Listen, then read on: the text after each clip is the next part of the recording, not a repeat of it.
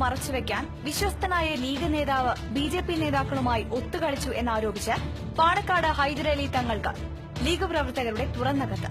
മുസ്ലിം league പ്രവർത്തകരുടെ രഹസ്യ Facebook കൂട്ടായ്മകളിൽ പ്രചരിക്കുന്ന കത്ത് മാധ്യമങ്ങൾക്ക് ലഭിച്ചു.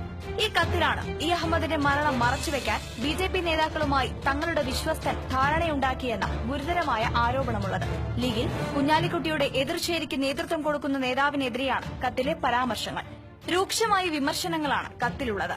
ബിജെപി നേതാക്കളായ കേന്ദ്രമന്ത്രിമാരുമായി ചേർന്ന് ലീഗ് നേതാവ് കച്ചവട സാമ്രാജ്യം വിപുലപ്പെടുത്താൻ ശ്രമിക്കുന്നുവെന്ന ആരോപണം കത്തിലുണ്ട്.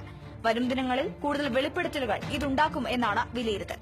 എല്ലാം അറിഞ്ഞുകൊണ്ട് പാർട്ടിയുടെ വിൽപ്പന വിതരണാവകാശം തങ്ങൾ ഈ വിശ്വസ്തന് പൂർണ്ണമായി കൈമാറിയെന്നും ലീഗ് പ്രവർത്തകർ പറയുന്നു.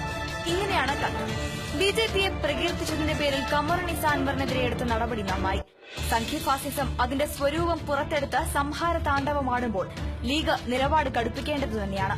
എന്നാൽ ഒരു നാക്കുപിഴ എന്ന് പൊട്ടിക്കരച്ചിലൂടെ ഏറ്റുപറഞ്ഞ കമറുന്നിസയുടെ നടപടിക്കെതിരെ മാത്രം മതിയോ ഈ കടുത്ത നടപടി? ഫാസിസം മരണക്കിടക്കയിലും എന്ന് നാടുനീളെ നമ്മൾ കൊട്ടിഘോഷിച്ചു നടന്ന അഹമ്മദ് സാഹിബിന്റെ മരണം അങ്ങ് മറന്നിട്ടില്ലല്ലോ. അന്നത്തെ ദിവസം പാർലമെന്റിൽ വെച്ച് തന്നെ അഹമ്മദ് സാഹിബ് മരണപ്പെട്ടിരുന്നു എന്നത് എല്ലാവർക്കും അറിയാം. എന്നാൽ ബജറ്റ് ദിവസമായതിനാൽ ആ മരണം അന്ന് പ്രഖ്യാപിക്കാതെ പിറ്റേ ദിവസത്തേക്ക് പ്രഖ്യാപിക്കാൻ താങ്കളുടെ ഈ പുതിയ വിശ്വസ്തനും ബിജെപി നേതൃത്വവും കൂടിയാണ് തീരുമാനിച്ചതെന്ന് അങ്ങേക്ക് അറിയാത്തതാണോ? അന്നേ ദിവസം ഉച്ചയ്ക്ക് മുൻപ് തന്നെ ഗൾഫിലെ ഒരു KMCC നേതാവ് വാട്സ്ആപ്പിൽ കൂടി ഈ വിവരം പുറത്തുവിട്ടത് താങ്കൾക്ക് ഓർമ്മയില്ലേ? ഡൽഹിയിലെ ഈ സംഭവ വികാസങ്ങളൊക്കെ അടുത്തുനിന്ന് കണ്ട ഒരാൾ എന്ന നിലയിൽ ഒരു കാര്യം ഉറപ്പിച്ചു പറയട്ടെ.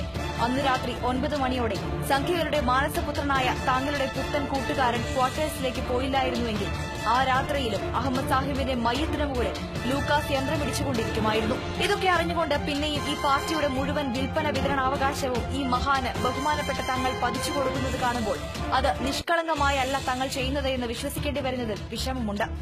ബിജെപിക്കും CPM-നും കൈയയച്ച് സംഭാവന കൊടുത്തിട്ടുള്ള ഇപ്പോഴും കൊടുത്തുകൊണ്ടിരിക്കുന്ന ഈ മുതലാളി നേതാവ് ലീഗിന് നൽകിയ സംഭാവനയ്ക്ക് പകരം വാങ്ങിയിരിക്കുന്നത് ഒരുപാട് പാവങ്ങളുടെ ചോരയിലും നീരിലും ത്യാഗത്തിലും പടുത്തുയർത്തപ്പെട്ട ഈ പ്രസ്ഥാനമാണ് എന്ന് കാണുമ്പോഴും അതിന് ബഹുമാനപ്പെട്ട തങ്ങൾ കാർമ്മികത്വം വഹിക്കുന്നത് കാണുമ്പോഴും ഒരു സാധാ ലീഗ് പ്രവർത്തകൻ എന്ന നിലയിൽ വേദനയുണ്ട്.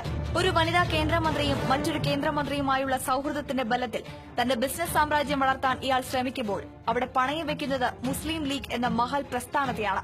ഇത് അനുവദിച്ചുകൂടാ. ഇനിയും ഈ മുതലാളിക്ക് കച്ചവടം ചെയ്യാൻ ഈ പാർട്ടിയെ വിട്ടുകൊടുക്കണമോ എന്നത് തങ്ങൾ ഗൌരവമായി ആലോചിക്കണമെന്നും കത്തിൽ പറയുന്നു എന്ന് മുസ്ലിം ലീഗ് പ്രവർത്തകർ എന്ന് പറഞ്ഞുകൊണ്ടാണ് കത്ത് അവസാനിക്കുന്നത്.